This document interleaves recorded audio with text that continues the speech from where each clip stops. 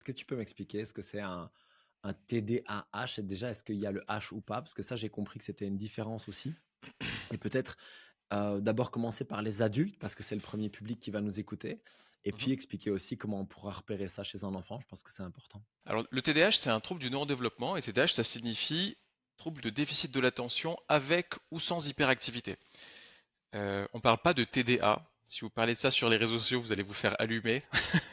Un peu comme si vous parlez de syndrome d'Asperger, parce que les nomenclatures ont changé, donc D'accord. si on parle de ça, on va se faire allumer en commentaire. Mais donc c'est un trouble dans lequel le symptôme central, c'est vraiment le trouble de l'attention.